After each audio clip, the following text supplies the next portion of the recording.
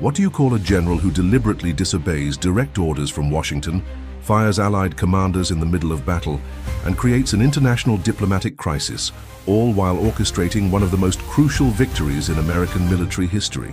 You call him Howlin Mad Smith, the Marine general who revolutionized amphibious warfare and turned the nightmare of Tarawa into the triumph of Saipan.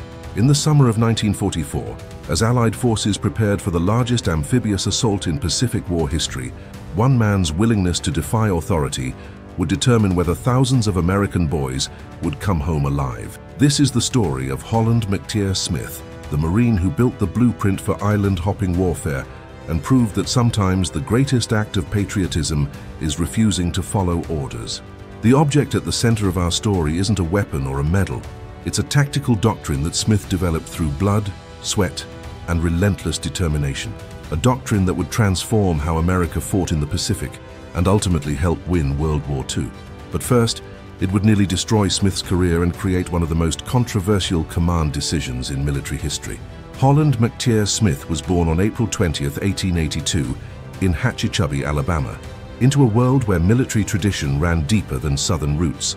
Named after a Confederate chaplain, Smith seemed destined for a life far removed from the beaches of the Pacific.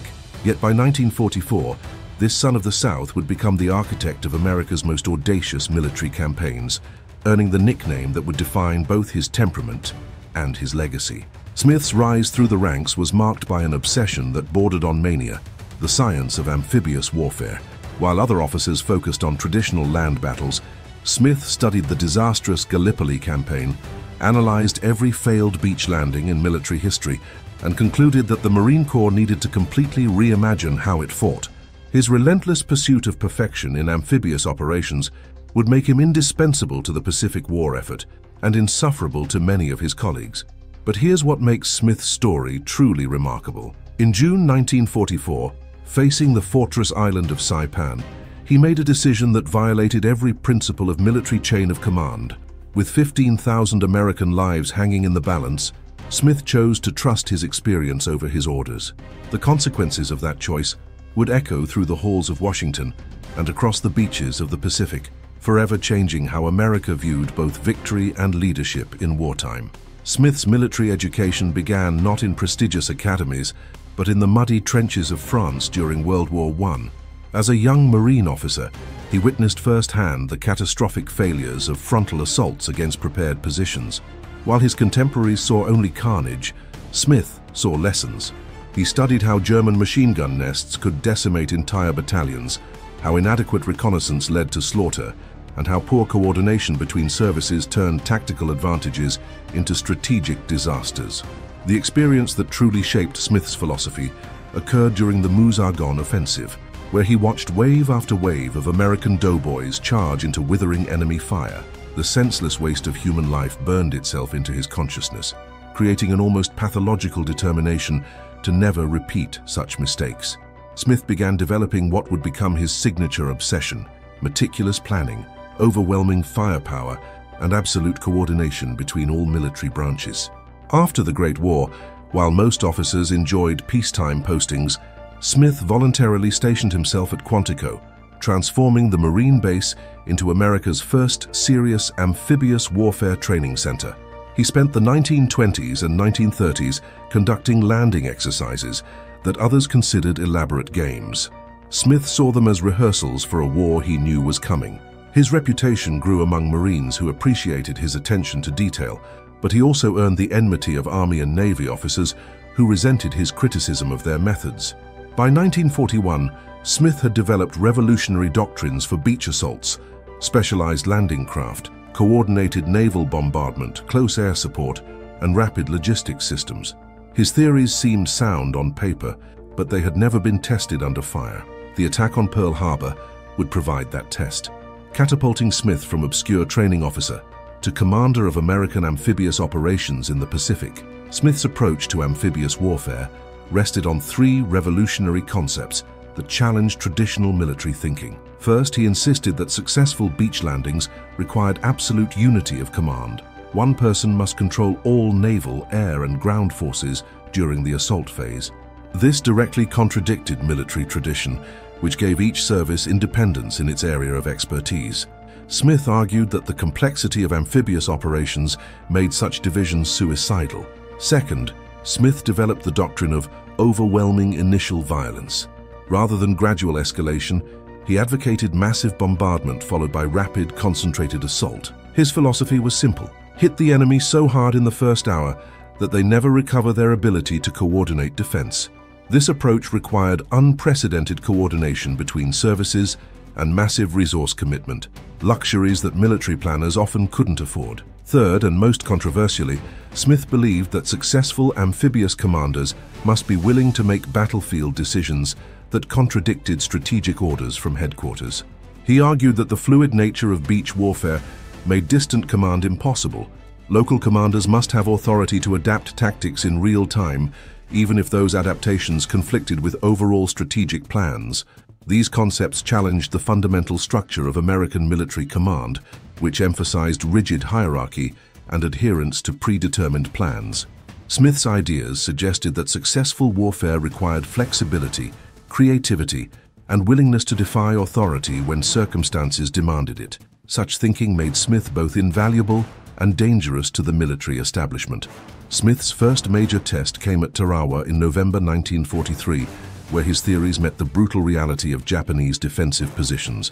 The assault on this tiny coral atoll became a bloodbath that shocked the American public. Over 3,000 casualties to capture an island smaller than Central Park.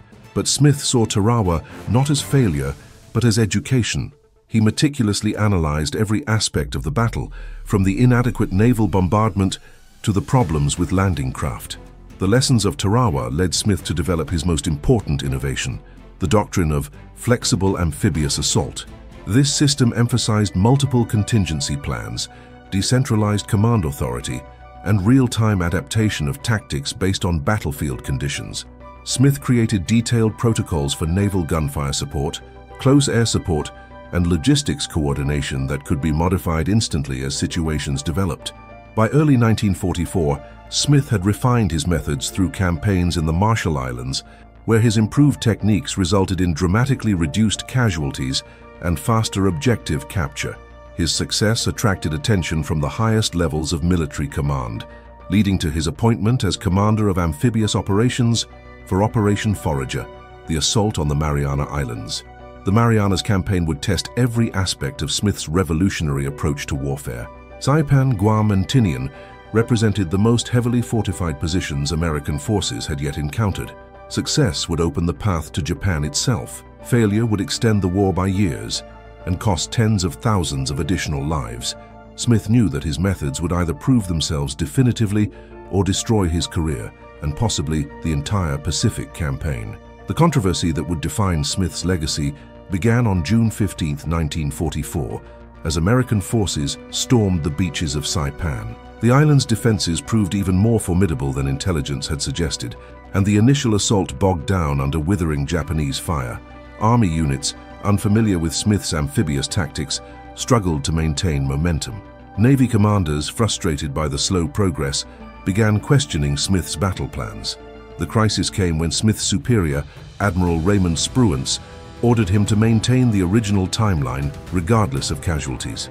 Washington had scheduled the Marianas operation to coincide with the Normandy invasion, and political pressure demanded quick results. Smith faced an impossible choice: obey orders that he believed would result in catastrophic losses, or defy his superiors and risk court-martial. Smith's decision to ignore Washington's timeline and relieve Army General Ralph Smith, no relation, created the most serious inter-service crisis of the Pacific War. Army brass accused Holland Smith of exceeding his authority and undermining joint operations. Navy commanders worried about the diplomatic implications of firing an Army general during active combat. Politicians in Washington feared that the controversy would damage America's international reputation. But Smith's gamble paid off. By taking time to properly coordinate his assault, he reduced casualties by an estimated 60% while achieving all tactical objectives ahead of his revised schedule. The successful capture of Saipan opened the Mariana Islands to American forces and provided bases for B-29 bombing campaigns against Japan. Smith's willingness to defy orders had potentially shortened the war and saved thousands of lives. The broader implications of Smith's actions raised fundamental questions about military command structure and democratic accountability. If field commanders could ignore orders from elected civilian leadership, what prevented military coups? Conversely, if distant politicians could override tactical decisions by experienced battlefield commanders, how many soldiers would die for political convenience?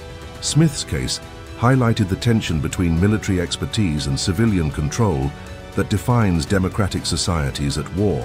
His supporters argued that his specialized knowledge of amphibious warfare made him more qualified than Washington bureaucrats to make life-and-death battlefield decisions. His critics contended that military officers must follow orders, regardless of personal opinions, or democratic government becomes impossible. The controversy also revealed deep cultural divisions within the American military. Marines, with their tradition of improvisation and aggressive action, generally supported Smith's decision. Army officers, trained in rigid hierarchy and systematic planning, viewed his actions as dangerous insubordination. Navy commanders, caught between the two services, struggled to maintain unity while managing competing tactical philosophies. Howlin Mad Smith's legacy extends far beyond the beaches of Saipan. His willingness to defy orders in pursuit of tactical excellence established precedents that would influence American military doctrine for generations. The amphibious warfare techniques he developed became standard operating procedures for conflicts from Korea to Iraq. His emphasis on inter-service cooperation laid groundwork for modern joint operations that define 21st century warfare. But perhaps Smith's most important contribution was his demonstration that effective leadership sometimes requires the courage to say no to authority. In an era when blind obedience was considered the highest military virtue, Smith proved that thoughtful defiance could serve the greater good. His actions at Saipan showed that true patriotism might mean protecting soldiers from the consequences of poor decision-making, even when those decisions come from the highest levels of government. The moral complexity of Smith's story reflects the broader challenges facing democratic societies in wartime. How do we balance civilian control of the military with the need for tactical flexibility? When should field commanders trust their experience over orders from distant headquarters? How do we distinguish between principled defiance and dangerous insubordination? Smith's example suggests that these questions have no easy answers. What matters is not blind adherence to rules, but thoughtful application of principles in service of larger goals. Smith's goal was always the preservation of American lives and the achievement of military objectives. When those goals conflicted with orders from Washington, he chose to serve the men under his command rather than the politicians above him. Today, as American military forces face complex challenges around the world, Smith's legacy remains relevant. Modern conflicts require the same combination of tactical expertise, moral courage, and willingness to challenge authority that Smith demonstrated on the beaches of Saipan. His story reminds us that sometimes the greatest service to one's country requires the courage to disobey orders, trust one's training, and accept the consequences of doing what's right rather than what's commanded. Holland Smith died in 1967, his controversial career largely forgotten by a public that had moved on to new wars and new heroes. But in the Marine Corps, his legacy lives on in the doctrine that every amphibious assault must be planned with meticulous care, executed with overwhelming force, and adapted with real-time intelligence.